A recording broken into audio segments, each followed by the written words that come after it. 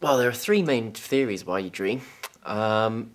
Mainly, it's a memory consolidation thing. That's what I believe. There's Freudian theory, where it's all to do with repressed memories and things like that. There's a cognitive neuroscience memory, which is the one I'm partial to, which is to do with memory consolidation and learning. And then there's a mixture theory, which is a neuropsychology theory, which believes in which areas of the brain are active, you'll get a dream that represents them. Being chased, like many other dreams, is mainly to do with anxiety.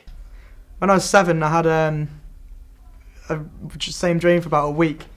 I used to have this dog called Bob, and he's like a really nice, friendly dog, but in my dream it was like I was in this metal tunnel, and I was just running it all dream, and my dog was following me, trying to kill me, and I was just staying ahead of him, and like for like 6 days this dream was exactly the same, just really boring.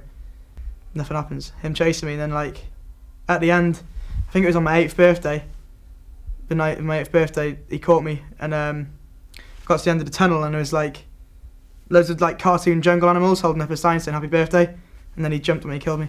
It's a feeling usually associated with a feeling of not being able to deal with current environments or situations that you're finding yourself in during a daily life. And so in that way, it's all to do with anxiety, really. Well, children are different to adults when they dream. It's because children have less information to compare, and they have a lot more to learn. I can remember one when I was little, we went on a school trip. It must have been after watching Jurassic Park or something. And I can remember sort of running, and we were all sort of trying to jump into the back of a Jeep, but then the T-Rex was like coming after us, all like sort of stomping like that. But our head teacher was like stranded, and we were all in this big dilemma, like, do we save her or not? So I was running to the Jeep trying to decide, and I thought, nah.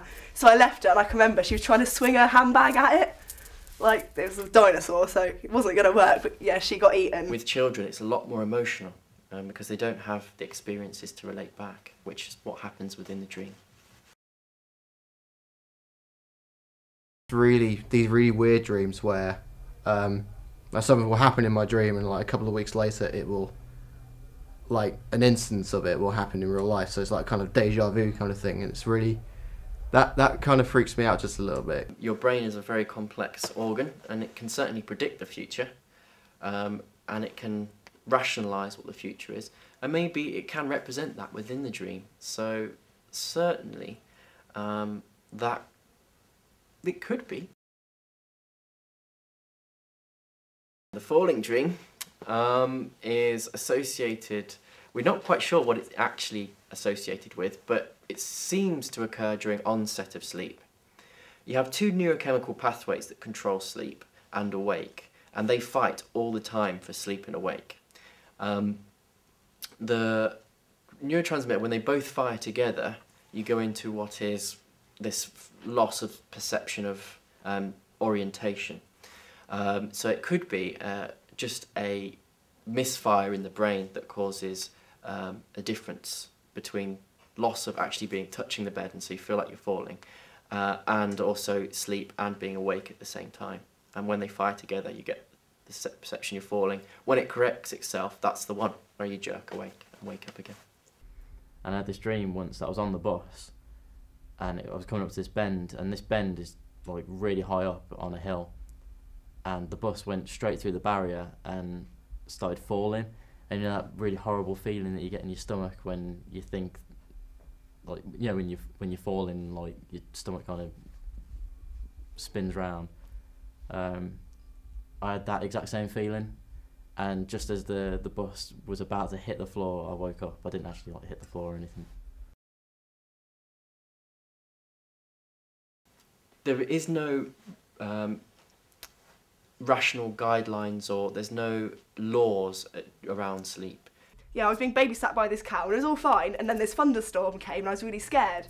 So then the cow was like, oh, don't worry, I've got you, and it was hugging me, and it's like, I've got you. I dreamt once that I was having a picnic, and these big like cartoon elephants are trying to eat our picnic, and I was like really annoyed. I don't know, I should really have just been thinking like, wow, elephants, but instead I was just thinking they're well annoying. So I got loads of peas, We like made a little trail and left loads of peas at one end of the garden, and he ate all them.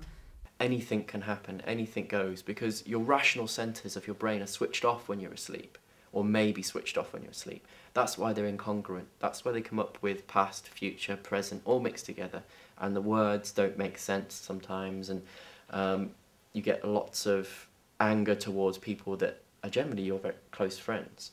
I was in my school playground, and we were stood at this little patch at the bottom of some steps, and then all of a sudden we heard this like rumble, and this big giant squid came down. I think his name was like Blooper or something, and he like in each of his tentacles he grabbed like one of my friends and then like flomped off with them and ate them. So in that way, if those parts of your brain are switched off during that dream, you'll have that kind of strange dream, if you like. And you're more likely to remember incongruent information than you are congruent information. So when you wake up in the morning, you're more likely to remember those kind of strange aspects because they are strange rather than aspects that are normal and realistic. My brother had a pet owl. No, he had a pet kestrel, and he was going away on holiday or something, and he had like a pet kestrel and a stuffed owl, like a little children's toy. And like I had to look after him, so I kept asking him what was going to feed him, and he said meths. And I was like, well, shut up, you can't feed owl meths and a kestrel meths. And like he kept saying meths, and I didn't believe him, so I smashed his head on the table and broke his nose. It's pretty good, because he'd probably have me in real life.